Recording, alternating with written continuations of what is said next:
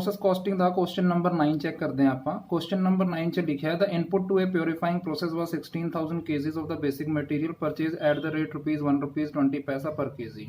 तो बेटा purifying process ਦੇ ਵਿੱਚ ਇਨਪੁਟ ਕਰਨ ਦੇ ਵਾਸਤੇ ਜੋ ਮਟੀਰੀਅਲ ਰॉ ਮਟੀਰੀਅਲ ਆਪਾਂ ਪਰਚੇਜ਼ ਕੀਤਾ ਹੈਗਾ ਉਹ 16,000 ਕੇਜੀ ਪਰਚੇਜ਼ ਕੀਤਾ ਹੈ ₹1.20 ਪਰ ਕੇਜੀ ਦੇ ਹਿਸਾਬ ਨਾਲ। The process wages amount to ₹720 और उस प्रोसेस की जो वेजेस का खर्चा वो 720 रुपए का है and overhead was applied at the rate to 40% of the labour cost.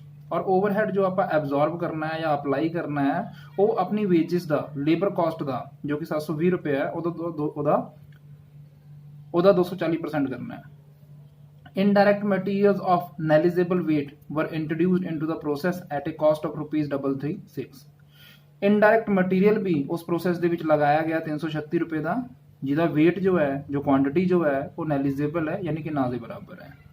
The actual output from the process weight 15,000 KGs और जो एक्चुअल आउटपुट हुई है उस प्रोसेस तो वो 15,000 केजी की हुई है। The normal yield of the process is 92%। जो नॉर्मल आउटपुट है उस प्रोसेस की वो 92% होनी चाहिए है यानी कि जे नॉर्मल आउटपुट अपनी 92% होनी चाहिए है 100% के विचों तो बाकी 8% का की होएगा नॉर्मल लॉस आप एज्यूम करके चलेंगे। Any difference in the weight between the input of the basic material and output of the purified material is sold at the rate ₹50 per KG. और वो कह रहा है कि जो डिफरेंस होएगा तुहाडा इनपुट का ते आउटपुट का यानी जो तुहाडा नॉर्मल लॉस होएगा वो 50 पैसे पर केजी के हिसाब नाल की होएगा रियलाइज होएगा। The process is operated under a license which provides for the payment of royalty at the rate ₹15 per kg of the purified material produced। ਜਿਹੜੀ प्रोसेस ਨੂੰ ਆਪਾਂ ਆਪਰੇਟ ਕਰ ਰਹੇ ਹੈਗੇ ਆ ਉਹਦੇ ਵਾਸਤੇ ਆਪਾਂ ਇੱਕ ਲਾਇਸੈਂਸ ਲਿੱਤਾ ਹੋਇਆ ਹੈ ਜਿਹਦੇ ਉੱਤੇ ਆਪਾਂ ਰਾਇਲਟੀ ਪੇ ਕਰਦੇ ਹਾਂ 15 ਪੈਸੇ ਪਰ ਕੇਜੀ ਦੇ ਹਿਸਾਬ ਨਾਲ ਜਿੰਨਾ ਵੀ ਪਿਉਰੀਫਾਈਡ ਮਟੀਰੀਅਲ ਪ੍ਰੋਡਿਊਸ ਹੁੰਦਾ ਹੈ ਯਾਨੀ ਕਿ ਜਿੰਨਾ ਵੀ ਆਊਟਪੁੱਟ ਹੁੰਦੀ ਹੈ ਉਹਦੇ ਉੱਤੇ। Prepare the purifying process account तो एक प्रोसेस अकाउंट बनाना है, एक नॉर्मल लॉस अकाउंट बनाना है, एक अब नॉर्मल लॉस या अब नॉर्मल गेन जो भी निकलेगा उसका अकाउंट बनाना है और एक रॉयल्टी पेएबल अकाउंट बनाना है। तो बेटा देखो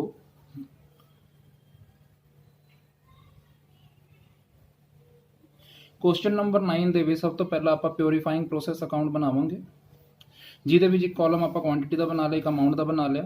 देखो सब तो पहला उसने अपन रॉ मटीरियल दिता हुआ क्वेश्चन के 16,000 केजी आप लगाया ₹1.20 के हिसाब नाल 19,200 रुपए की वैल्यू बनती है उसकी। वेजिज का खर्चा दे रखा 720 रुपए का। ओवरहेड का खर्चा जो सी उसने क्या सी आप एब्जॉर्ब करना है अपनी वेजिज का जो कि 720 रुपया वह 240% तो बन गया 1,728 रुपये। इनडायरेक्ट मटीरियल जिसका वेट उसने क्या सी नेलिजिबल है यानी कि क्वांटिटी नहीं आएगी बट वैल्यू उसकी कितनी सी 336 रुपये। उस तो इलावा ਜਿਹੜੀ ਰॉयल्टी की आप गल करके चलेंगे रॉयल्टी का खर्चा आप बाद ਦੇ ਵਿੱਚ ਕੱਢਦੇ हैं पहला आप देखते हैं by normal loss.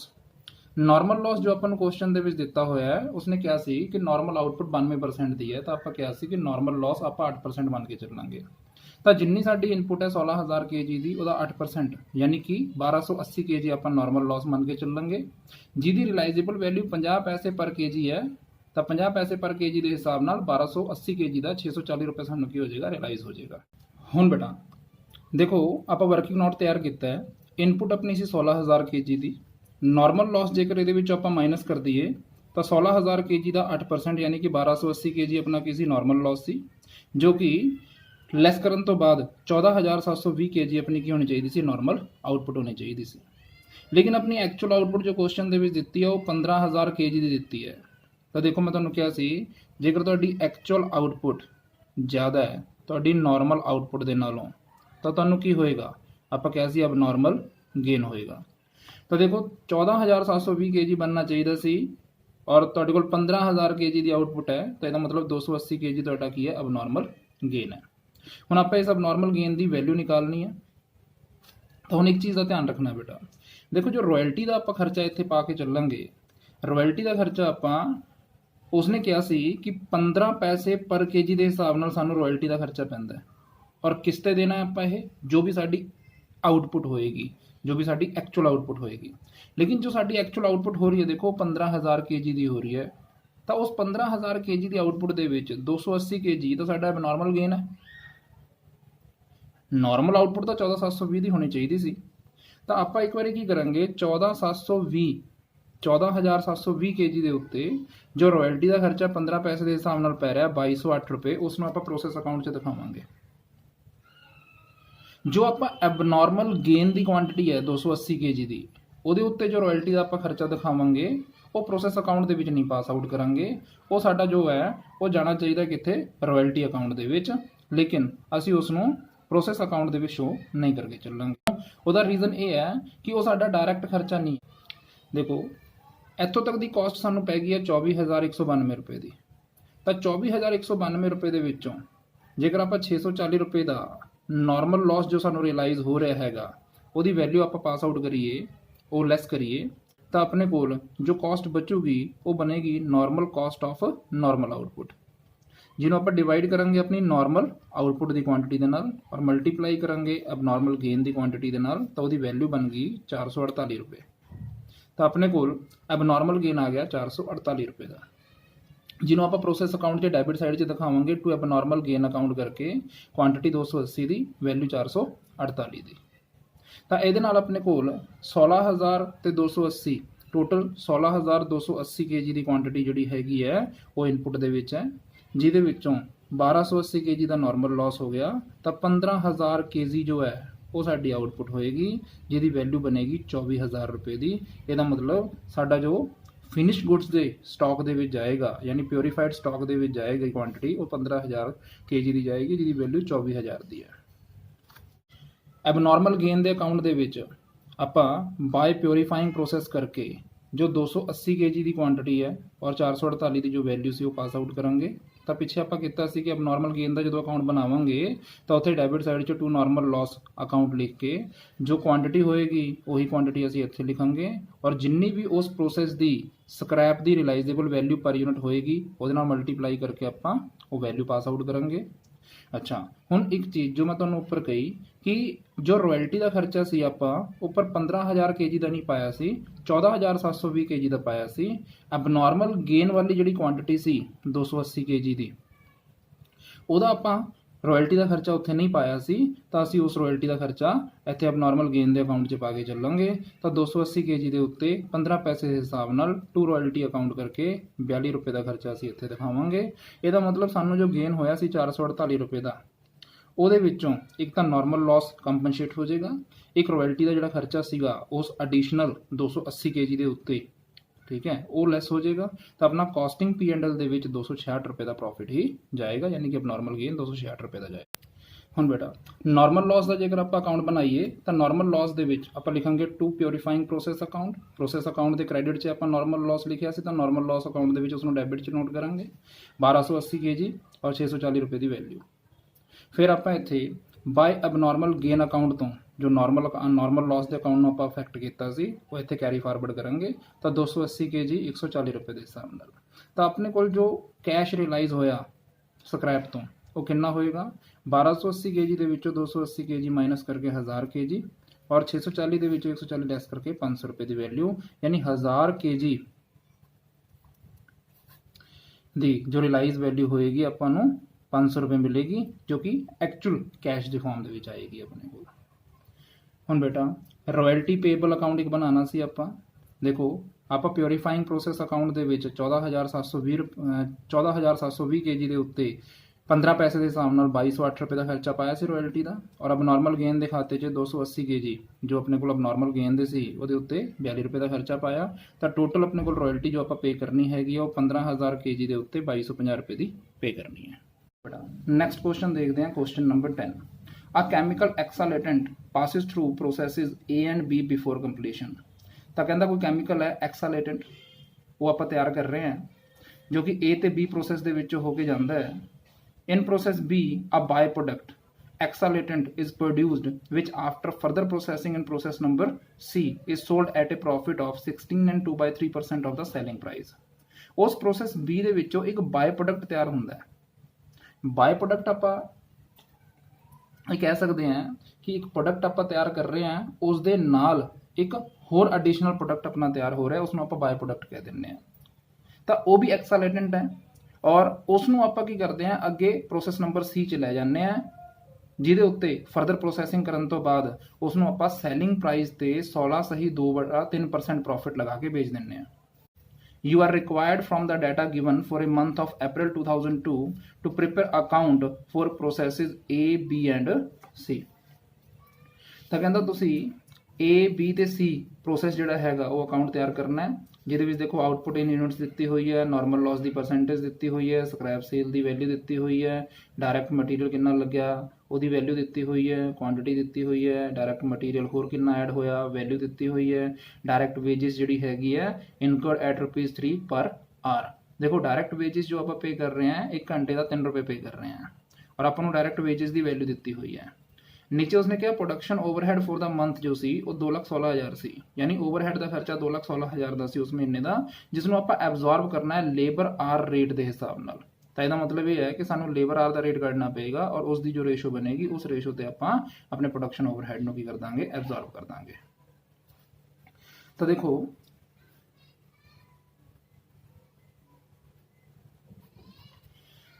Question number 10 ਦੇ ਵਿੱਚ सब तो पहला आप process A account बनावांगे।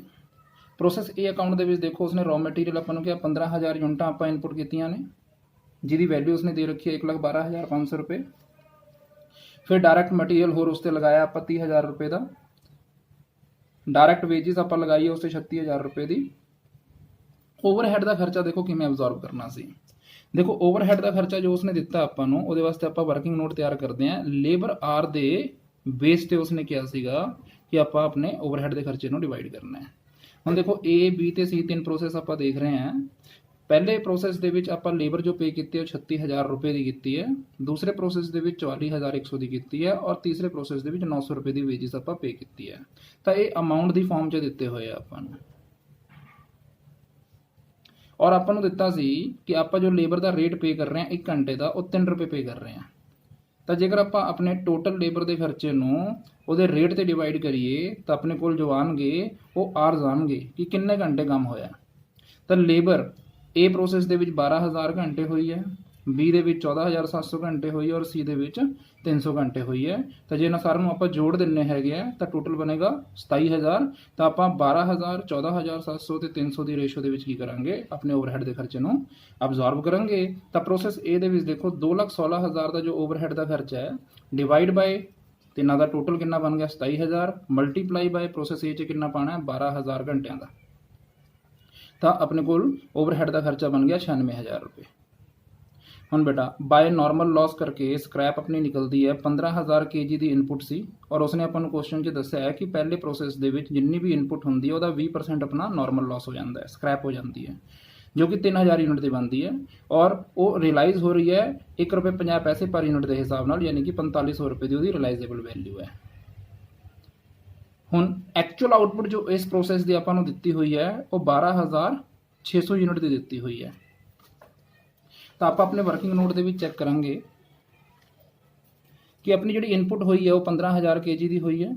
Normal loss जो सी वो 15,000 kg का 20% है पहले प्रोसैस के, जो कि 3,000 kg का बनता है। तो अपनी नॉर्मल आउटपुट होनी चाहिए है 12,000 kg की, लेकिन अपनी एक्चुअल आउटपुट कितनी हुई है 12,600 यूनिटां की, 12,600 kg की। तो बेटा 12,600 kg की अपनी एक्चुअल आउटपुट है और नॉर्मली होनी चाहिए सी 12,000 kg की। इसका मतलब 600 kg अपनी ज़्यादा हुई आउटपुट जिन्हों आप नॉर्मल गेन कवांगे। हुण उस अब नॉर्मल गेन की आप वैल्यू निकालांगे। वैल्यू निकालने वास्ते देखो की करांगे, अपना जो प्रोसैस अकाउंट है वो हुण डेबिट साइड की जो कॉस्ट बनी है अपनी 2,74,500 की बनी है इत्थों तक। वो आप नॉर्मल लॉस 4500 का माइनस कर देंगे।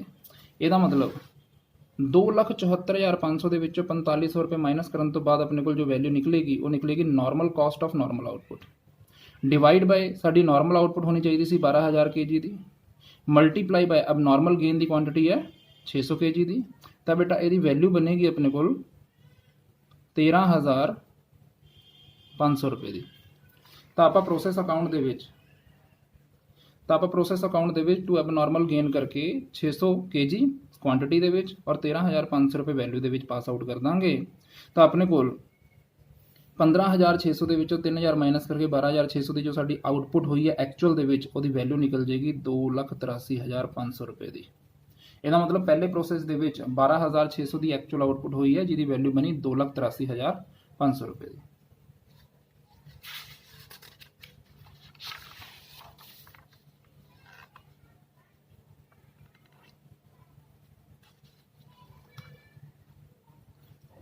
ਹੁਣ ਬੇਟਾ ਆਪਾਂ ਬਣਾਵਾਂਗੇ process B account. Process B ਦੇ ਵਿੱਚ ਦੇਖੋ ਪ੍ਰੋਸੈਸ ਏ ਲਿਖਾਂਗੇ ਡੈਬਿਟ ਸਾਈਡ ਦੇ ਵਿੱਚ ਟੂ ਪ੍ਰੋਸੈਸ ਏ 12600 ਯੂਨਿਟਾਂ ਆਈਆਂ ਆਪਣੇ ਉਧਰੋਂ 2,83,500 ਦੀ ਵੈਲਿਊ ਸੀ। ਡਾਇਰੈਕਟ ਮਟੀਰੀਅਲ ਉੱਥੇ ਲੱਗਿਆ ਆਪਣੇ ਕੋਲ 12,810 ਦਾ। ਡਾਇਰੈਕਟ ਵੇਜਸ ਲੱਗੀ 44,100 ਦੀ। ਓਵਰਹੈਡ ਦਾ ਖਰਚਾ 2,16,000 ਡਿਵਾਈਡ ਬਾਈ 27,000 ਘੰਟੇ ਨਿਕਲੇ ਸੀ, ਮਲਟੀਪਲਾਈ ਬਾਈ 14,700 ਤੱਕ 1,17,600 ਰੁਪਏ ਓਵਰਹੈਡ ਦਾ ਖਰਚਾ ਇੱਥੇ ਪੈ ਗਿਆ। ਅੱਛਾ, ਬਾय ਨਾਰਮਲ ਲਾਸ ਜੇਕਰ ਆਪਾਂ ਲਿਖੀਏ ਤਾਂ ਸਕ੍ਰੈਪ ਆਪਣੀ ਕਿੰਨੀ ਸੀ ਇਸ ਪ੍ਰੋਸੈਸ ਦੇ ਵਿੱਚ ਆਪਾਂ ਨੂੰ ਦਿੱਤਾ ਸੀ ਕਿ ਜਿੰਨੀ ਵੀ ਇਨਪੁਟ ਹੋਏਗੀ ਉਹਦਾ 5% ਆਪਣਾ ਕੀ ਹੋ ਜਾਏਗਾ, ਸਕ੍ਰੈਪ ਹੋ ਜਾਏਗੀ, ਜੋ ਕਿ 630 ਯੂਨਿਟਸ ਦੀ ਬਣਦੀ ਹੈ। ਔਰ ਇਸ ਪ੍ਰੋਸੈਸ ਦੇ ਵਿੱਚ ਆਪਣੀ ਜੋ ਸਕ੍ਰੈਪ ਦੀ ਰਿਲਾਈਜ਼ੇਬਲ ਵੈਲਿਊ ਉਹ 5 ਰੁਪਏ ਪਰ ਯੂਨਿਟ ਹੈ, ਤਾਂ ਉਹ 3,150 ਰੁਪਏ ਵੈਲਿਊ ਬਣਦੀ ਹੈ। ਹੁਣ ਉਸ ਤੋਂ ਬਾਅਦ ਬੇਟਾ ਦੇਖੋ ਕੁਐਸਚਨ ਦੇ ਵਿੱਚ ਆਪਾਂ ਨੂੰ ਦਿੱਤਾ ਸੀਗਾ ਕਿ ਇਸ ਪ੍ਰੋਸੈਸ ਬੀ ਦੇ ਵਿੱਚ ਆਪਣੇ ਕੋਲ ਇੱਕ ਬਾਈ ਪ੍ਰੋਡਕਟ ਤਿਆਰ ਹੋ ਰਿਹਾ ਐਕਸਾਲੇਟੈਂਟ। ਤਾਂ ਇੱਥੋਂ ਤੱਕ ਆਪਾਂ ਪ੍ਰੋਸੈਸ ਬੀ ਬਣਾਉਣ ਤੋਂ ਬਾਅਦ ਆਪਾਂ ਪਹਿਲਾਂ ਬਣਾਉਂਦੇ ਹਾਂ ਪ੍ਰੋਸੈਸ ਸੀ। ਦੇਖੋ ਆਪਾਂ ਪ੍ਰੋਸੈਸ ਸੀ ਜੇਕਰ ਬਣਾਉਂਦੇ ਆ ਤਾਂ ਪ੍ਰੋਸੈਸ ਸੀ ਦੇ ਵਿੱਚ ਆਪਾਂ ਨੂੰ ਦਿੱਤਾ ਹੈ ਕਿ ਡਾਇਰੈਕਟ ਮਟੀਰੀਅਲ ਆਪਾਂ ਲਗਾਇਆ 300 ਦਾ, ਡਾਇਰੈਕਟ ਵੇਜਸ ਆਪਾਂ ਲਗਾਈ 900 ਦੀ, ਔਰ ਓਵਰਹੈਡ ਦਾ ਜੇਕਰ ਆਪਾਂ ਖਰਚਾ ਦੇਖੀਏ ਤਾਂ 2,16,000 ਡਿਵਾਈਡ ਬਾਈ 27,000 ਇੰਟੂ 300 2400 ਰੁਪਏ ਦਾ ਖਰਚਾ ਬਣੇਗਾ। ਤਾਂ ਇਹ ਟੋਟਲ ਖਰਚਾ ਬਣ ਗਿਆ 3600 ਰੁਪਏ ਦਾ, ਯਾਨੀ ਉਸ ਬਾਈ ਪ੍ਰੋਡਕਟ ਦੇ ਉੱਤੇ ਆਪਣਾ 3600 ਰੁਪਏ ਲੱਗ ਗਿਆ।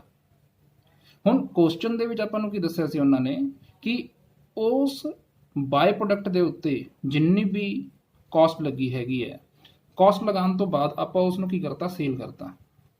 ਔਰ ਸੇਲ ਕਿਵੇਂ ਕੀਤਾ, ਦੇਖੋ ਸੇਲ ਉਸਨੇ ਆਪਾਂ ਨੂੰ ਕਿਹਾ ਸੀ ਕਿ 16 ਸਹੀ 2/3% ਪ੍ਰੋਫਿਟ ਲਗਾ ਕੇ ਵੇਚਿਆ, ਕਿਸ ਤੇ, ਸੇਲ ਤੇ। ਦੇਖੋ ਹੁਣ ਆਪਣੇ ਕੋਲ ਇੱਥੇ ਸੇਲ ਪ੍ਰਾਈਸ ਤਾਂ ਦਿੱਤੀ ਨਹੀਂ ਹੋਈ ਉਸ ਦੀ, ਤਾਂ ਆਪਾਂ ਕੀ ਕਰਾਂਗੇ, ਆਪਣੇ ਵੱਲੋਂ ਐਜ਼ਿਊਮ ਕਰ ਲਾਂਗੇ ਕਿ ਉਹਦੀ ਜੋ ਸੇਲ ਪ੍ਰਾਈਸ ਹੈ ਉਹ ਕਿੰਨੀ ਹੈ, 100 ਰੁਪਏ ਦੀ। ਅੱਛਾ, ਜੇ ਸੇਲ ਪ੍ਰਾਈਸ 100 ਰੁਪਏ ਦੀ ਹੈ ਤਾਂ ਉਸ ਤੇ ਪ੍ਰੋਫਿਟ ਕਿੰਨਾ ਹੈ, ਉਹਨੇ ਸੇਲ ਦੇ ਉੱਤੇ ਪ੍ਰੋਫਿਟ ਕਿਹਾ ਸੀ 16 ਸਹੀ 2/3%, ਯਾਨੀ ਕਿ 16.67%। ਕਿਹਦੇ ਉੱਤੇ, ਸੇਲ ਦੇ ਉੱਤੇ, ਯਾਨੀ ਕਿ 16.67 ਦਾ ਪ੍ਰੋਫਿਟ। ਜੇ ਸੇਲ ਦੇ ਵਿੱਚੋਂ ਆਪਾਂ ਪ੍ਰੋਫਿਟ ਨੂੰ ਮਾਈਨਸ ਕਰ ਦਈਏ ਤਾਂ ਕਾਸਟ ਰਹਿ ਜਾਏਗੀ ਆਪਣੀ 83.33 ਦੀ, ਤਾਂ ਨਿਕਲ ਗਈ ਕਾਸਟ। ਹੁਣ ਆਪਣੇ ਕੋਲ ਦੇਖੋ ਪਰਸੈਂਟੇਜ ਲਗਾਉਣ ਵਾਸਤੇ ਸੇਲ ਨਹੀਂ ਦਿੱਤੀ ਹੋਈ, ਆਪਾਂ ਕਾਸਟ ਤੇ ਲਗਾਣੀ ਹੈ। ਤਾਂ ਆਪਾਂ ਕੀ ਕਰਾਂਗੇ, ਆਪਣਾ ਜੋ ਪ੍ਰੋਫਿਟ ਲਗਾਵਾਂਗੇ 3600 ਰੁਪਏ ਦੀ ਕਾਸਟ ਦੇ ਉੱਤੇ 16.67 ਡਿਵਾਈਡ ਬਾਏ 100 ਨਹੀਂ ਕਰਾਂਗੇ 83.33। ਉਹਦਾ ਰੀਜ਼ਨ ਕੀ ਹੈ ਕਿ ਆਪਾਂ ਨੂੰ ਜੋ ਪ੍ਰੋਫਿਟ ਦਿੱਤਾ ਉਹ ਸੇਲ ਤੇ ਦਿੱਤਾ ਹੋਇਆ, ਲੇਕਿਨ ਸੇਲ ਆਪਣੇ ਕੋਲ ਨਹੀਂ, ਆਪਣੇ ਕੋਲ ਕਾਸਟ ਹੈ, ਤਾਂ ਆਪਾਂ ਕਾਸਟ ਦੇ ਉੱਤੇ ਲਗਾਵਾਂਗੇ। ਤਾਂ ਉਹ ਪ੍ਰੋਫਿਟ ਬਣਿਆ 720 ਰੁਪਏ ਦਾ, 720 ਰੁਪਏ ਦਾ ਪ੍ਰੋਫਿਟ। ਹੁਣ ਇਹ ਪ੍ਰੋਫਿਟ ਕਿੱਥੋਂ ਆਇਆ, ਇਹ ਪ੍ਰੋਸੈਸ ਬੀ ਤੋਂ ਆਇਆ, ਠੀਕ। ਤਾਂ ਆਪਾਂ ਇੱਥੇ ਲਿਖਾਂਗੇ to profit to process B, ਕਿਉਂਕਿ ਇਹ ਪ੍ਰੋਫਿਟ ਕਿੱਥੋਂ ਕਮਾਇਆ, ਆਪਾਂ ਪ੍ਰੋਸੈਸ ਬੀ ਤੋਂ ਕਮਾਇਆ ਹੈਗਾ, ਤਾਂ ਇਸ ਨੂੰ ਆਪਾਂ ਪ੍ਰੋਸੈਸ ਬੀ ਦੇ ਵਿੱਚ ਵੀ ਪਾਸ ਆਊਟ ਕਰਾਂਗੇ। ਤਾਂ ਉਹ ਜੋ 300 ਯੂਨਿਟਾਂ ਆਪਾਂ ਪ੍ਰੋਡਿਊਸ ਕੀਤੀਆਂ ਨੇ ਪ੍ਰੋਸੈਸ ਬੀ ਦੇ ਵਿੱਚੋਂ ਆਈਆਂ ਨੇ, ਠੀਕ, ਔਰ ਉਹਦੇ ਪ੍ਰੋਫਿਟ ਕਿੰਨਾ ਲਗਾਵਾਂਗੇ ਆਪਾਂ 720 ਰੁਪਏ ਦਾ। ਤਾਂ ਇਹ ਟੋਟਲ ਬਣ ਗਿਆ 4,320 ਰੁਪਏ। ਕੁਆਂਟੀਟੀ ਕਿੰਨੀ ਹੈ, 300 ਯੂਨਿਟ ਦੀ। ਤਾਂ ਆਪਾਂ ਸੇਲ ਕਿੰਨੇ ਦੀ ਕੀਤੀ, ਸੇਲ ਉਸ ਨੂੰ ਕੀਤਾ ਬੇਟਾ 300 ਯੂਨਿਟ 4,320 ਰੁਪਏ ਤੇ। ਤਾਂ ਇਹ ਜਿਹੜਾ ਆਪਣੇ ਕੋਲ ਹੈ 300 ਦੀ ਕੁਆਂਟੀਟੀ ਔਰ 720 ਦਾ ਪ੍ਰੋਫਿਟ, ਇਹ ਪ੍ਰੋਸੈਸ ਬੀ ਦੇ ਵਿੱਚ ਆਪਾਂ ਕ੍ਰੈਡਿਟ ਕਰ ਦਾਂਗੇ। ਤਾਂ ਪ੍ਰੋਸੈਸ ਬੀ ਅਕਾਊਂਟ ਦੇ ਵਿੱਚ ਆਪਾਂ ਲਿਖਾਂਗੇ ਬਾਈ ਪ੍ਰੋਸੈਸ ਸੀ ਅਕਾਊਂਟ, ਕਿਉਂਕਿ ਪ੍ਰੋਸੈਸ ਬੀ ਤੋਂ ਹੀ ਪ੍ਰੋਸੈਸ ਸੀ ਤੇ ਜਾ ਰਿਹਾ ਹੈਗਾ ਆਪਣਾ ਬਾਈ ਪ੍ਰੋਡਕਟ। ਤਾਂ ਉਹਦੀ ਕੁਆਂਟੀਟੀ ਕਿੰਨੀ 300 ਔਰ ਵੈਲਿਊ ਕਿੰਨੀ 720। ਹੁਣ ਬੇਟਾ ਇਸ ਤੋਂ ਬਾਅਦ ਦੇਖੋ ਵਰਕਿੰਗ ਨੋਟ ਚੈੱਕ ਕਰਾਂਗੇ ਆਪਾਂ। ਆਪਣੀ ਇਨਪੁਟ ਸੀਗੀ 12,600 kg ਦੀ, ਆਪਣੀ ਇਨਪੁਟ ਸੀਗੀ 12,600 ਯੂਨਿਟ ਦੀ ਪ੍ਰੋਸੈਸ ਬੀ ਦੇ ਵਿੱਚ, ਜਿਹਦੇ ਉੱਤੇ 5% ਦਾ ਕੀ ਸੀ, ਨਾਰਮਲ ਲਾਸ ਸੀ 630 ਯੂਨਿਟ ਦਾ। ਹੁਣ ਉਹ ਜੋ ਬਾਈ ਪ੍ਰੋਡਕਟ ਬਣਿਆ ਹੈਗਾ ਉਹ ਵੀ ਆਪਾਂ ਲੈਸ ਕਰ ਦਾਂਗੇ ਇਹਦੇ ਵਿੱਚੋਂ, ਜੋ ਪ੍ਰੋਸੈਸ ਸੀ 'ਚ ਭੇਜਿਆ ਆਪਾਂ 300 ਯੂਨਿਟ ਦਾ। ਤਾਂ ਆਪਣੇ ਕੋਲ ਨਾਰਮਲ ਆਊਟਪੁੱਟ ਹੋਣੀ ਚਾਹੀਦੀ ਹੈ 11,670 ਯੂਨਿਟ ਦੀ, ਲੇਕਿਨ ਆਪਣੀ ਐਕਚੁਅਲ ਆਊਟਪੁੱਟ ਕਿੰਨੀ ਹੈ 11,400 ਯੂਨਿਟ ਦੀ। ਤਾਂ 270 ਯੂਨਿਟਾਂ ਘੱਟ ਹੀ ਪ੍ਰੋਡਿਊਸ ਹੋਈਆਂ ਨੇ, ਜੋ ਕਿ ਅਬ ਨਾਰਮਲ ਲਾਸ ਮੰਨ ਕੇ ਚੱਲਾਂਗੇ। ਹੁਣ ਉਸ ਅਬ ਨਾਰਮਲ ਲਾਸ ਦੀ ਵੈਲਿਊ ਨਿਕਾਲਣ ਵਾਸਤੇ ਆਪਾਂ ਆਪਣੀ ਕਾਸਟ ਜੋੜਾਂਗੇ ਪਹਿਲਾਂ ਡੈਬਿਟ ਸਾਈਡ 'ਚ, ਉਹ ਬਣੀ 4,58,010 ਮਾਈਨਸ ਆਪਾਂ ਕਿਹਾ ਸੀ ਜੋ ਸਕ੍ਰੈਪ ਰਿਲਾਈਜ਼ ਹੋਏਗੀ ਉਹ ਮਾਈਨਸ ਕਰਨੀ ਹੁੰਦੀ ਹੈ, ਤਾਂ ਉਹ ਮਾਈਨਸ ਕਰਾਂਗੇ। ਇੱਕ ਧਿਆਨ ਦਿਓ ਜਿਹੜਾ ਆਪਾਂ ਪ੍ਰੋਸੈਸ ਸੀ ਦੇ ਵਿੱਚ ਬਾਈ ਪ੍ਰੋਡਕਟ ਭੇਜਿਆ ਹੈਗਾ 720 ਰੁਪਏ ਦੇ, ਉਹਦੇ ਵੀ ਰਿਲਾਈਜ਼ ਹੋ ਰਿਹਾ, ਉਹ ਆਪਾਂ ਬਾਈ ਪ੍ਰੋਡਕਟ ਦਾ ਵੀ ਮਾਈਨਸ ਕਰਾਂਗੇ ਇੱਥੇ। डिवाइड बाय आप की रखते सी नॉर्मल आउटपुट की क्वांटिटी मल्टीप्लाई बाय अपने को जो अब नॉर्मल लॉस है तो यदी वैल्यू जो बनेगी वो बनेगी 10,500 7 ਰੁਪਏ ਦੀ, ਉਹ ਆਪਾਂ ਪਾਸ ਆਊਟ ਕਰ ਦਾਂਗੇ। ਤਾਂ ਆਪਣੇ ਕੋਲ ਜੋ ਬੈਲੈਂਸਿੰਗ ਫਿਗਰ ਬਚੇਗੀ, ਆਪਣਾ ਐਕਸਾਲੇਟੈਂਟ ਜੋ ਫਾਈਨਲ ਪ੍ਰੋਡਕਟ ਬਚੇਗਾ ਪ੍ਰੋਸੈਸ B ਤੋਂ ਬਾਅਦ, ਉਹ 11400 ਦੀ ਕੁਆਂਟੀਟੀ ਔਰ ਵੈਲਿਊ ਦੀ 4,43,633 ਰੁਪਏ ਦੀ।